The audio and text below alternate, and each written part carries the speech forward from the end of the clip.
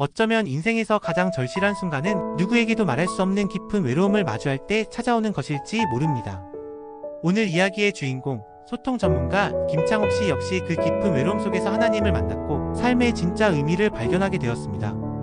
김창옥 씨는 어린 시절부터 아버지와의 소통이 쉽지 않았습니다. 청각장애가 있던 아버지와의 관계는 늘 막힌 벽 같았고 따뜻한 대화는커녕 존재 자체가 블랙홀처럼 느껴졌습니다.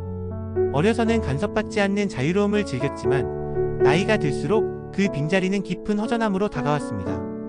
그는 중학교 시절 친구의 권유로 교회에 처음 발을 들였습니다. 사실 교회가 좋아서 간 것은 아니었습니다. 친구의 부탁을 거절하지 못한 채 어쩌다 간 교회였지만 그곳에서 처음으로 사람들과 따뜻하게 연결되는 경험을 했습니다. 자매님들이 친절히 다가왔고 환한 웃음과 관심이 생소하지만 따뜻했습니다. 하지만 시간이 흐르면서 다시 영혼의 갈급함은 메워지지 않았습니다. 진정한 변화는 고등학교 1학년 부흥회 집회에서 찾아왔습니다. 당시 부흥회에서 들은 설교는 그의 마음을 강타했습니다. 단순한 종말론적 두려움이 아니라 삶의 진정한 보물을 발견하는 기쁨에 관한 말씀이었습니다.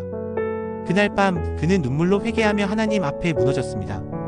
그리고 그 경험은 그의 삶을 뿌리부터 뒤흔들었습니다. 이후 김창옥 씨는 친구들과 함께 5년 동안 매일 밤 9시 구시기도를 드렸습니다. 어른들이 시키지 않은 자발적인 기도 모임이었습니다. 차가운 교회 바닥에서 무릎 꿇고 나라를 위해, 교회를 위해, 자신들의 미래를 위해 통성으로 기도했습니다. 그는 말했습니다.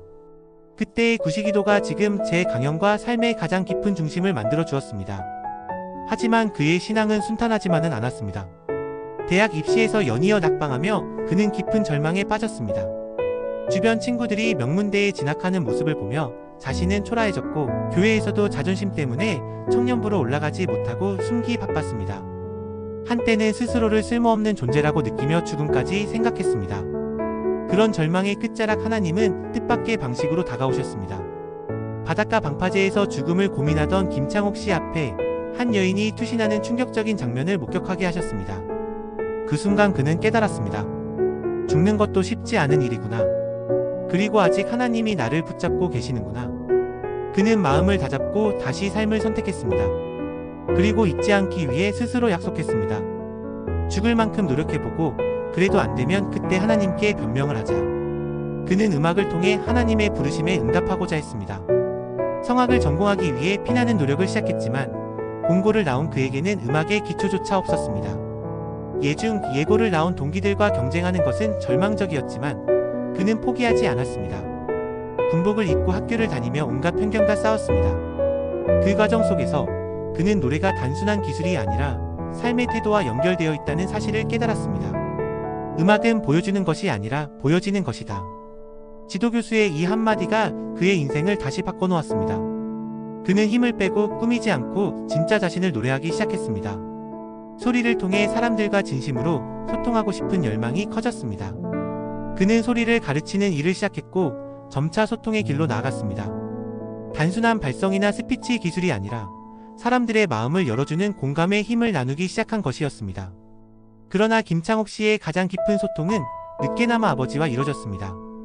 어느 날 임플란트 치료를 앞둔 아버지가 치과에서 아들에게 전화비를 낼 수 있냐고 물어오셨습니다. 평생 말 한마디 따뜻하게 하지 않던 아버지가 그 순간 막둥하고 불러주셨던 그 한마디는 마치 하나님이 그를 부르는 것처럼 가슴 깊이 울렸습니다. 그리고 그는 깨달았습니다. 누군가의 뒷모습이 보이면 사랑이 시작된 것이라는 것을.